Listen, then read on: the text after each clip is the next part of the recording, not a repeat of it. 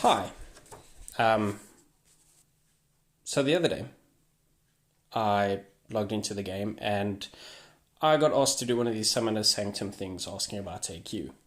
And I put forward an idea that was something similar to this, but I've had some time to mull it over and got a better idea during the time that I've been working. So, just quickly while I'm taking a bit of a lunch break, I decided I would just draw out a map and walk through it and put it on YouTube and just see, what happens. It's a rough idea, and perhaps if many people can come with ideas, we can make light work, right?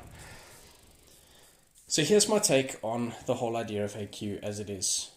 Today, it's 8 maps big, it's 5 days long, extremely repetitive, and absolutely mind-blowingly boring. It doesn't compensate for alliances not being able to not find summoners. It doesn't compensate for people wanting to go on holiday, just take time off, whatever. It's a baby and it requires constant care, this game, right? So one can argue, okay, but we got war all days of the week. Yeah, that is a problem for a different day. The idea here is that one can adjust the Alliance quest to the Alliance's prerequisites. So you can adjust it in difficulty and lane size. Okay? And that removes immediately the competitiveness behind AQ, at least to start with. So yes, people are going on with prestige and blah, blah, blah. But basically doing map 1 would earn you map 1 rewards, irrespective of who's doing it. There's no first place, second place, last place. Doing map 4, which would be the maximum amount in what I have over here, would still earn you map 4 rewards. However, you can choose the amount of lanes. Now, the amount of lanes lets you depend on what your rewards would be. Okay, so obviously filling up 3 BGs with 10 people and everyone's going through Alliance Quest, you should get a bonus. Okay, so down here you see I've got an idea of what the bonuses should be. Map 1, you get a bit of T1 Alpha, T4 Basic shards, right? And so it goes up and up. For map 3 and 4, you're getting some rank 4 materials. And that's a bit of a testament to how difficult do I think that these maps should be. Now, getting back to that, maybe one player wants to take a week off. Okay, so it's one of these maps, or they're going on holiday, they won't be here for 2 weeks, and the Alliance would then lose out, right? But no, we can take a system that we have in place with the honor rewards and add a modification, make the map more difficult, and then compensate for that missing person. So these extra modifications, they would not be available to people choosing 3 battle groups, 10 players each.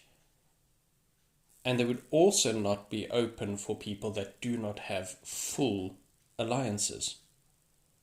So it's only for people that have 30 players, 29 of them can play. They get the option of adding a modifier to make the map more difficult, and they can then get the rewards that they should have for clearing the map as it is. They lose out on the bonus, but in the grand scheme, it's small potatoes. So how does this work in general? So you choose your map and your lanes in the setup, right? Each player has 9 normal fights and 1 mini-boss on lanes 3 and lane 7, and on the mini-boss fight, there are link nodes all going to the big boss on every single lane. That stops people from being able to just one person going through, they're awake for 24 hours and they just knock out AQ.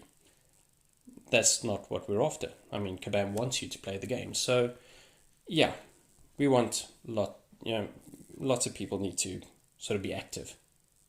but at the same time, not the mind-blowingly boring active that is expected of one today.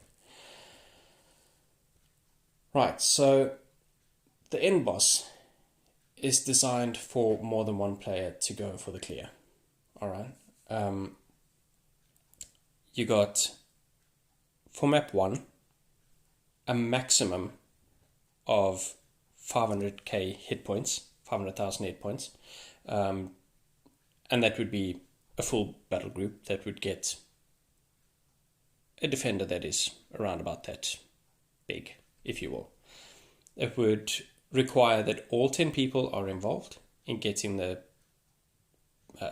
defender down. And yeah. On map 2, with a minimum of 3 lanes on that, you would have a big boss with hit points of up to 5 million hit points, right? And then, of course, map 3 and 4, you'd have a minimum of 7 and 8 lanes, and then you would have something in excess of around about 10 million hit points. So basically, you're looking at an Abyss defender that would be the big boss, requiring several people to go in and try and take down the defender to clear the map. The expected time, well, the time that should be granted for this map, that I think should be 4 days.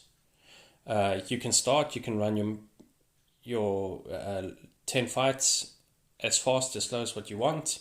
You have no linked nodes between the lanes, anything like that, other than the only linked nodes that there are go to the big boss. And somewhere along the line, this is, despite all, alliance quest, so there has to be some form of working together to get the boss down, right? So I suggest that with the 4 days that you have, it runs from Monday to Thursday or Tuesday to Friday. The alliance can choose themselves. It allows them to move the day around and see what works best for them every week. And then we get to where the difficulty and the rewards and that should come. So for map 1 to 5 lanes, people should be allowed to run 2 players, I think, in map 1 per lane. In map 2, same story. Map 3 though, and map 4, it should be 1 player per lane. And then perhaps if there's not enough players, maybe in map 3 there could be someone to back up or whatever. But I think map 4, everyone should have their own lane. The only time you would be taking less than 10 lanes is if you want to use a mod because people want to take off. I mean, you wouldn't be lying that high if you don't have people that are not logging in every day and being active. So each active lane would then have a global boss node that increases the boss's health and attack up to then or at least from the 10 million or whatever. And then each active lane will also have linked nodes that you would then take down. Like I said, on lane 3, on lane 7, fight 3, fight 7, sorry. Taking down, and also the mini boss would then make the big boss weaker and weaker and weaker. So, yeah, I mean, it's everything that we want, that it can be adjusted to what we need for the week. The difficulty can be adjusted for if we are missing players, that we can get the rewards that we are losing out on because somebody's missing. And yes, I mean, the bonus rewards for being able to keep an alliance full, I think, are also there. Well, that is just my little rough idea of what I think Alliance Quest should look like. Drop a line in the comments if you think it's a good idea, if you don't think it's a good idea, or whatever. Constructive criticism is always welcome.